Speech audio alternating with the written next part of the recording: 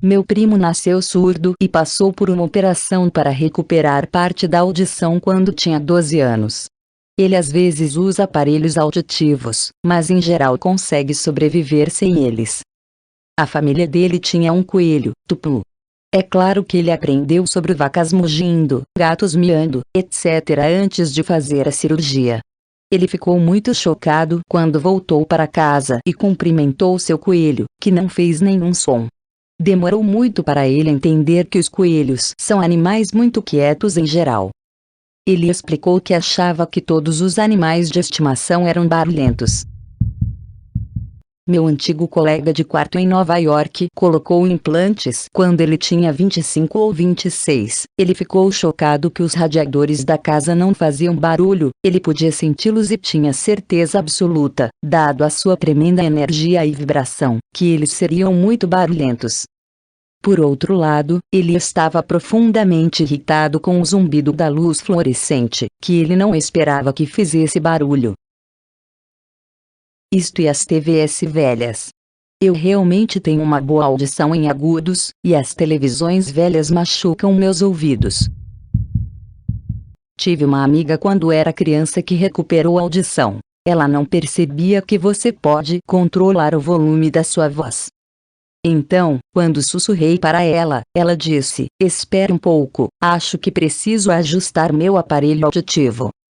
No começo eu só pensei: "Oh, não deve estar funcionando", até que percebi o que estava acontecendo. Ela sussurrou para mim por cerca de 2 semanas apenas para praticar. Sim, ela também praticava gritar, mas fazíamos isso em florestas isoladas. Isso parece o início de um filme fofo, mas triste. Bem, depois do implante, comecei a ouvir muitas coisas que nunca soube que existiam. Mas, aqui estão algumas coisas que pensei que fariam barulho, mas não fazem. Eu esperava que as lâmpadas chiassem ou tremessem quando você as ligasse. Fiquei muito desapontado. Achei que você pudesse ouvir seus olhos fechando quando pisca, mas não há nenhum som quando você fecha as pálpebras. Sem voz. Você sabe como o vento faz barulho ao passar por entre as árvores. Achei que faria mais barulhos passando pelo cabelo. Não. Agora eu podia ouvir sons suaves, mas ainda fico assustado quando vejo um inseto rastejando e não o ouço. Eles não fazem barulho. Fazer cocô não faz barulho, apenas o respingo no vaso sanitário. Achei que o corpo fazia barulho para empurrá-lo. Fiquei desapontado.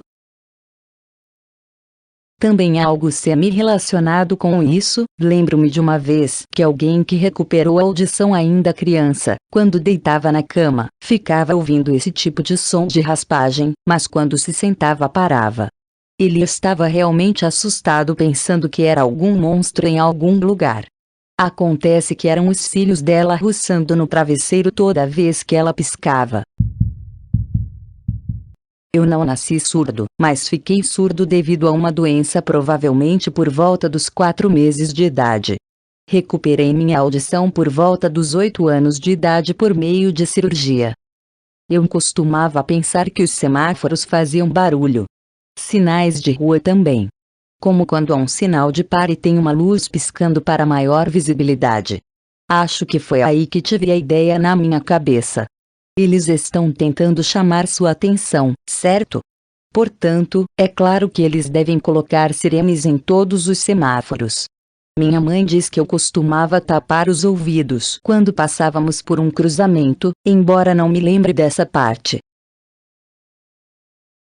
Não foi eu, mas meu amigo com deficiência auditiva me contou que antes de ter aparelhos auditivos, ele pensava que todas as geladeiras emitiam um som de bip, como um alarme, quando você as abria para que a casa soubesse quando você estava pegando alguma coisa. Acontece que sua mãe dizia isso para impedi-lo de comer todos os lanches.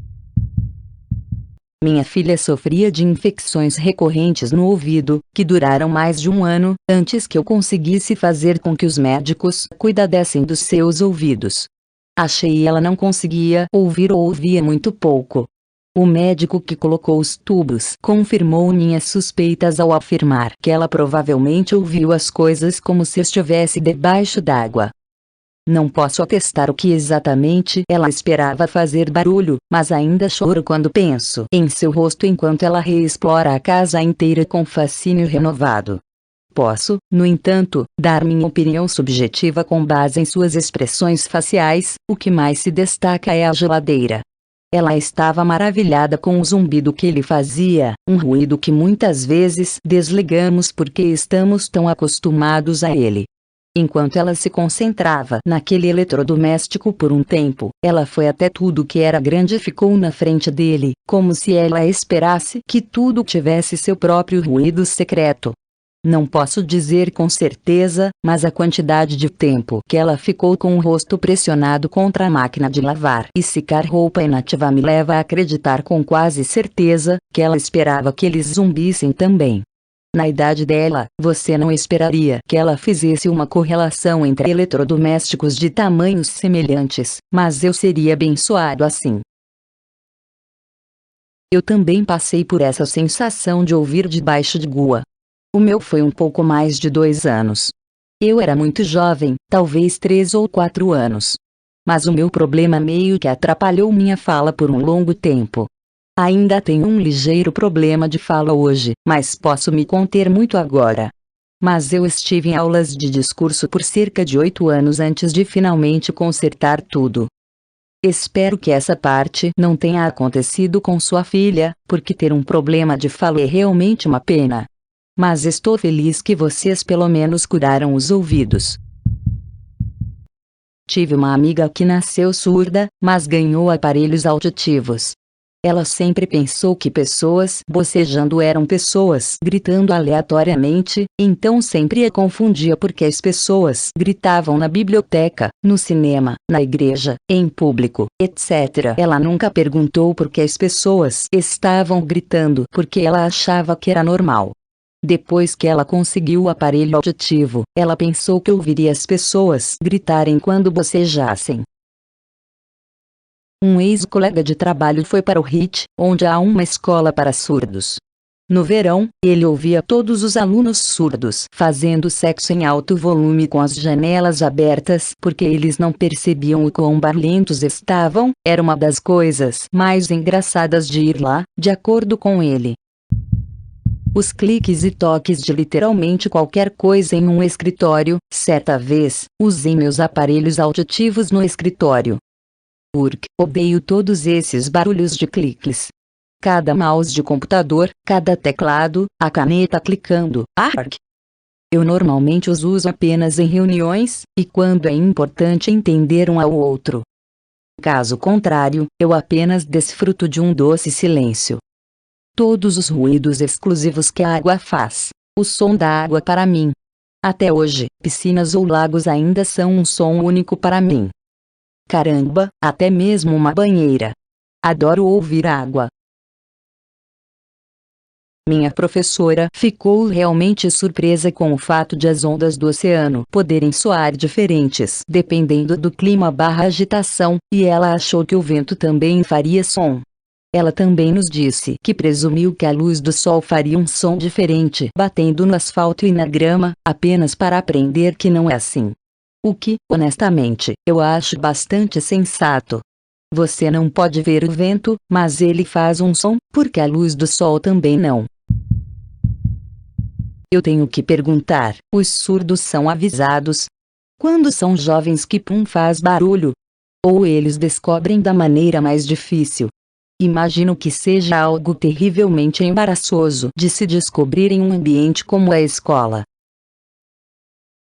Todo intérprete de língua de sinais tem uma história de uma época em que teve que explicar o barulho do pum para uma pessoa surda horrorizada que não sabia a que todos estavam reagindo.